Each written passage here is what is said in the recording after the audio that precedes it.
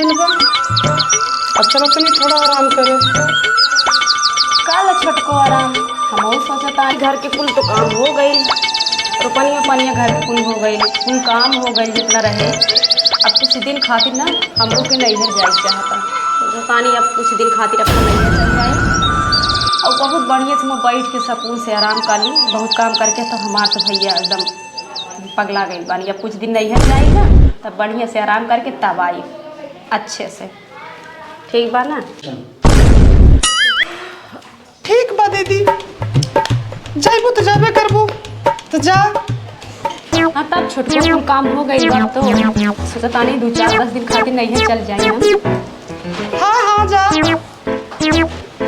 नैहर जाएगी हमको तो पता बाटे तू जाइबू जरूर, मानबू तो ना। अब की बार तो ना माना, हम जाए जरूर अपना नैहर। तो जा। रूम चाहे न रूम चाहे न वका हो, डॉक्टर मारे दे हम चौका हो, दे मारे दे हम चौका हो। चला अब बढ़िया भइल, बैग वैग बना लेनी। अब नैहर जाए के बहाना मिल गई बाटे, जाता नहीं 2-3 महीना बाद आराम से आई मजा करके नैहर। भैया बहुत दिन बाद नैहर जाए के मिलता। चैनवा हमार कैसे बैगिया के हो गई भाई, इहो लागत आज के दिन खराब हो रहे। एक को चीज तो ना कुछ देवे के ना, बस जैसे बा वैसे बा।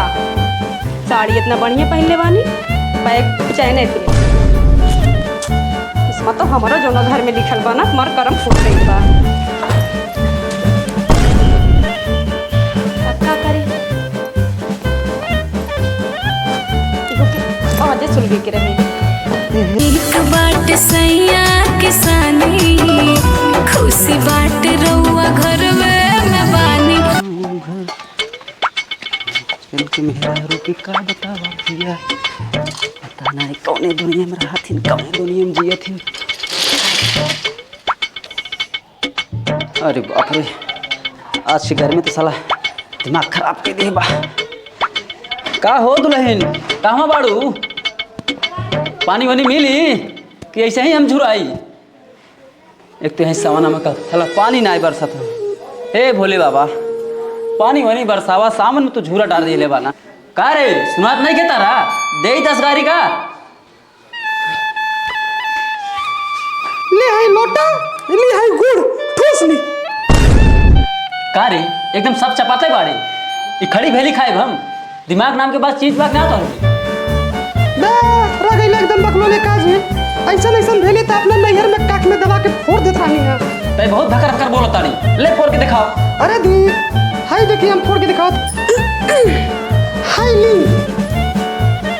ली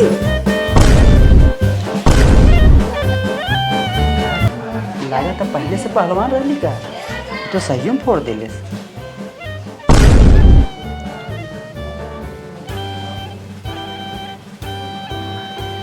जी सुनता नहीं, बड़को जाता नहीं नैहर, हम वो नैहर कल जाए चाहे जोन करी, हमके जाए के बा तो जाए के बा। देख एक बात हमारो सुन ले, कहीं का नहीं खे जाएगा तो नहीं खे जाए। घर पे बड़ा काम पड़ल बा, घर पे इतना काम पड़ल बा, एक नहीं गिरे जाएगी नून चढ़ल बा।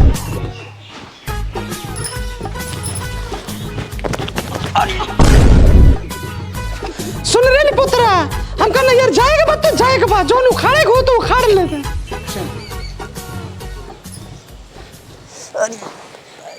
बाई लाग मेहरा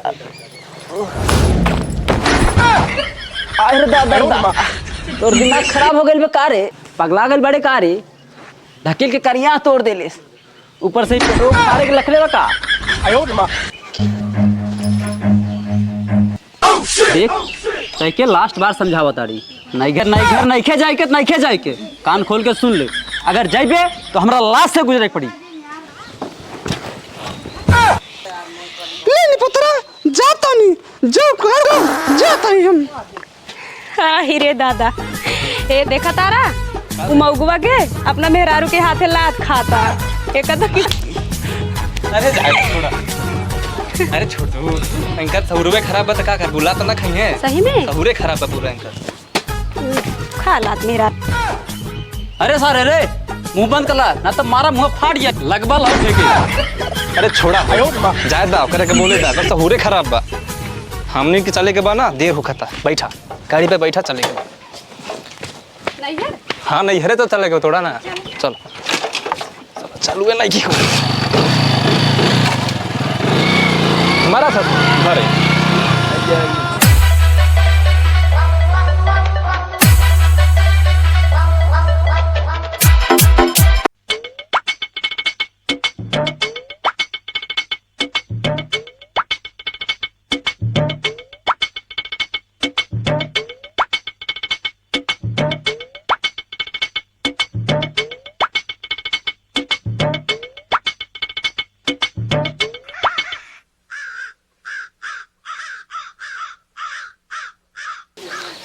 का सरवा कपार पे काँव काँव कैले बड़ा लागत फिर कौनो रिश्तेदार आई बैठ के खाई 10 दिन।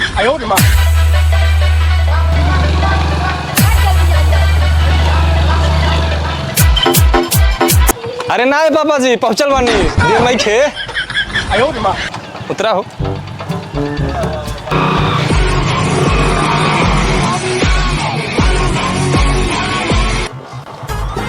शुभम घर तो यही है, सब कुछ लग रहा है, गाड़ी भी यही है। बादशाह का भाई गाड़ी इसका 6 महीने से किस्त नहीं जमा है, जब्त हो रही है।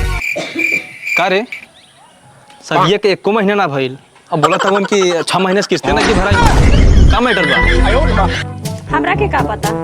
मतलब तोके पता ना रहे ना उमर रहलू है घर रहलू है ना तो तोके पता नहीं थी का माई बाबूजी हमरा के बतौले रहले का गाड़िया कैसे लेके आई बाड़ी।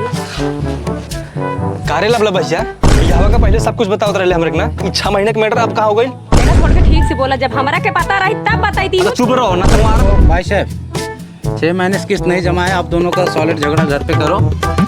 ये गाड़ी शुभम जमा करो गाड़ी। ठीक चलो ले गाड़ी जाता चले पैदल। हमारा गाड़ी छोड़ दा। किस्त जमा करो फिर लेके गाड़ी लेके हमरा वजह से होता नहीं हमरा वजह से होता तोहरा वजह से हम पागल हैं नू पागल एकदम पागल है। हट जाओ ना तो चढ़ा दी मर जाइए।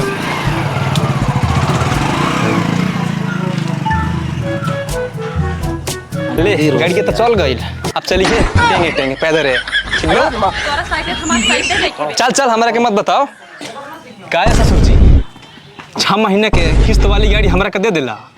गाड़ी के अगर किस्त जमा करे का औकात ना रहल तो का गाड़ी देला। ए ढेर जिन बोला बाबूजी से। ए तो चुप रहे हमारा कान फाट जाई तोर बोला तारू 6 महीना के गाड़ी दे देला ना किस्त जमा करे के पैसे ना रहल का गाड़ी दे देला हमके। सुनो ससुर जी वो गाड़ी तो चल गई अब हमरा के चाहिए नई गाड़ी और बिना गाड़ी ले ले हम यहाँ से जाइब ना। चला तानी तोरे घरे बैठब और देखा तानी हमरा कौन भगावता चढ़े। ए तहारी जोन खौरा सकल बना गाड़ी ले लायक नहीं खे ठीक बा। ते हमरा के बोला तारी गलती तोर बाप कैले बा और हमरा के चाहता तारू। तोर बाप करब बंद कर दा ठीक बा ना। चल ते क्या बतावा तानी चल चल घर चल घरे में चल घरे में जो बतावा तानी सारे लोग के हमरा साथे गद्दारी कैले बाड़न।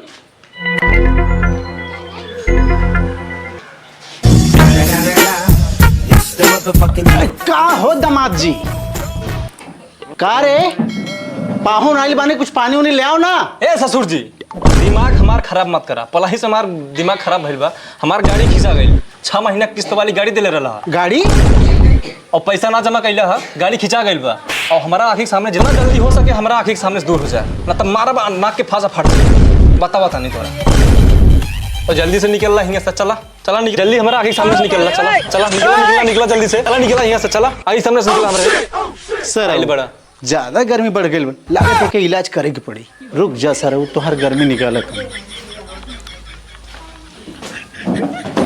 का भइल बाबूजी का भइल बाबूजी कैसन चिल्लाहट मचल बा।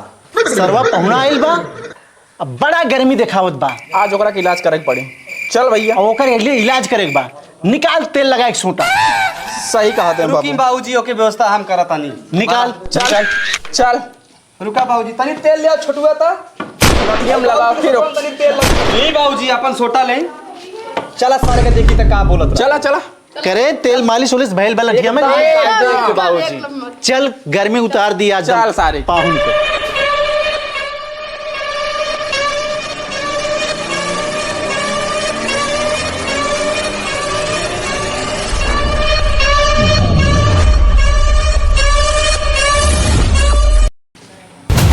अरे दामाद जी के तनी सेवा कर।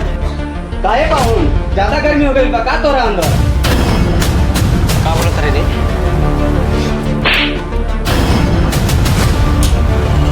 अरे सारे हमारे भाई मारे ले। अरे सारे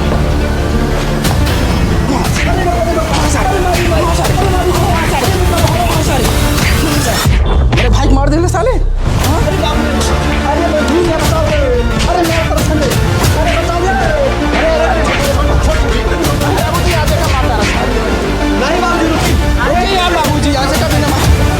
अरे दामाद जी दोनों गाड़ी तू चलावा तारा। ए बाबूजी जाय दी ना मर जाई। अरे ना बेटिया ये तोहरे बाप की गाली दे ले बा। बाबूजी मार के मुहा दी मुझे के